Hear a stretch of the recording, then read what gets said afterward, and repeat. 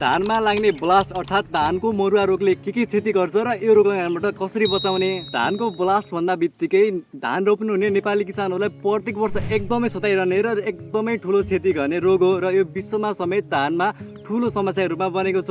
त्यसैले यसलाई कसरी रोक्ने भनेर समयमै थाहा पाउनु जरुरी छ। त्यसकारण भिडियो अन्तिमसम्म हेर्नु यो होला। ढुसीले गर्दा लाग्ने रोग हो, जुन ढुसीको नाम म्याग्नापोर्थी ओराइजी हो। यो रोग समुद्री सतहबाट 60 मिटरदेखि 3050 मिटर उचाइसम्म देखिएको पाएको छ। भन्नुको मतलब चाहिँ जुम्लीको मार्सी धानमा समेत देखिएको छ र यदि समयमै कन्ट्रोल नगर्ने भने यसले 80% भन्दा नि बढी धानमा क्षति गर्ने गर्छ। र यो रोग लाग्ने कारणहरू रोगी बिउको प्रयोग गर्नु, खेतमा पुराना ठुटाठुटीहरू व्यवस्थापन नगर्नु, धेरै मात्रामा युरिया मलको प्रयोग गर्नु, खेत सुक्खा हुनु, उच्च सापेक्षिक आर्द्रता 90% भन्दा बढी र तापक्रम 25 देखि 28 डिग्री सेल्सियस र नर्सरी अवस्थामा बिरुवा सुक्खा भयो भने पनि यो रोग लाग्ने हुन्छ र पात भिजेको लगातार वर्षा भइरहने आदि कारणहरू हुन्। र यसको क्षतिको कुरा गर्नुपर्दा यो रोग बिरुवाको जुनसुकै अवस्थामा पनि लाग्न सक्छ। यदि धानको बेड राख्दा नर्सरीमा सुक्खा भयो भने पनि रोग लाग्ने सम्भावना एकदमै धेरै हुन्छ। त्यसैले बेड राख्दा बिरुवालाई पानीको अभाव हुन दिनु भएन। यो रोगले विभिन्न भागमा क्षति गर्ने गर्छ, जस्तो पातको मरुवा अर्थात् ब्लास्ट। सुरुमा पातमा साना पानीले भिजेका जस्ता थोप्लाहरू देखिन्छन्।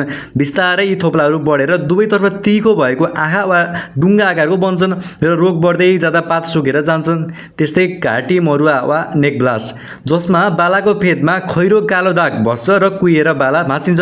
यो सबैभन्दा खतरनाक अवस्था हो। त्यस्तै नोड ब्लास्ट अथवा गाँठोको ब्लास्ट, पेनिकल ब्लास्ट अर्थात् दानामा भुत जस्तो भरिने र पूर्ण रूपमा बालाभित्र दाना नलाग्ने हुन्छ। अब सबैभन्दा इम्पोर्टेन्ट टपिक, यो रोगबाट कसरी बच्ने त? यो रोग बिउबाट सर्ने सम्भावना एकदमै धेरै हुन्छ। त्यसैले धान छर्नु अघि बिउलाई उपचार गर्नु पर्यो। स्युडोमोनास फ्लोरेसेन्स 10 ग्राम प्रति लिटर पानीको दरले 30 मिनटसम्म बिउ उपचार गर्ने र बिउ छर्नुभन्दा अघि शीतल ठाउँमा एकछिन सुकाउनु पर्छ। त्यस्तै ट्राइकोडर्मा भिरिडी 4 ग्राम प्रति केजी बिउका दरले पनि उपचार गर्न सकिन्छ। एकदम इम्पोर्टेन्ट कुरा के हो भन्दाखेरि धानको ब्याड राख्दा नर्सरी अवस्थामा पनि धानको ब्याडलाई चाहिँ सुक्खा राख्नु हुँदैन।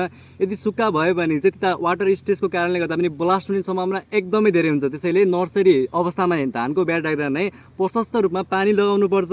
अहिले धेरै जसो तराईमा धान लगाउने किसानहरूले चाहिँ सुक्खा पानी नपरेको कारणले गर्दा चाहिँ सुक्खा बेड राख्नु भएको छ, जसले गर्दा चाहिँ ब्लास्टको समस्या एकदमै देखिने सम्भावना हुन्छ।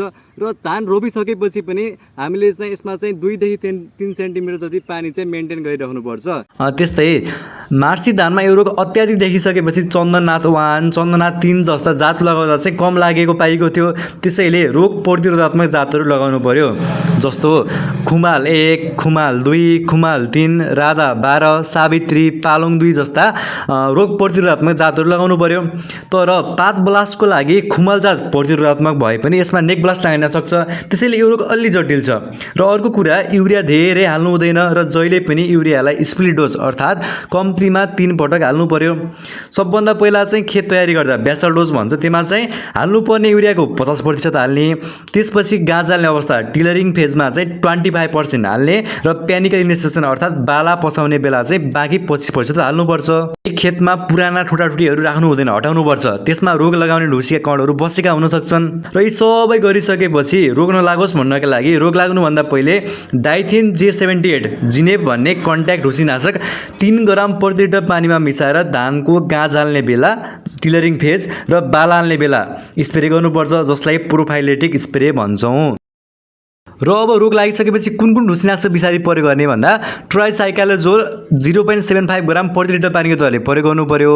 त्यसै गरी हेक्साकोनाजोल भन्ने ढुसीनाशक विषादी पनि 2 मिलिलिटर प्रति लिटर पानीको दरले प्रयोग गर्नु पर्यो। यिनीहरू चाहिँ गाँस हाल्ने बेला र दाना लाग्ने अवस्थामा चाहिँ हाल्दा प्रभावकारी हुने देखिन्छ। र सकभर चाहिँ हामीले चाहिँ अरू उपायहरू अपनाउने र एकदमै क्षति गरेको खण्डमा मात्रै विषादीमा सुरक्षित तरिकाले प्रयोग गर्नुपर्छ। र किसानहरूले बुझ्नुपर्ने कुरा के हो भन्दाखेरि विषादीलाई चाहिँ अन्तिम विकल्पको रूपमा मात्र प्रयोग गर्नुपर्छ। पहिला अरू उपायहरू अपनाउने र अन्तिम विकल्पको रूपमा एकदमै धेरै देखिएको खण्डमा मात्रै सुरक्षित तरिकाले सिफारिस मात्रामा र सही समयमा प्रयोग गर्नुपर्छ। र विषादी प्रयोग गर्नुभन्दा पहिले जहिले पनि कृषि प्राविधिकहरूको सल्लाह लिनु जरुरी छ। हस्त, धन्यवाद।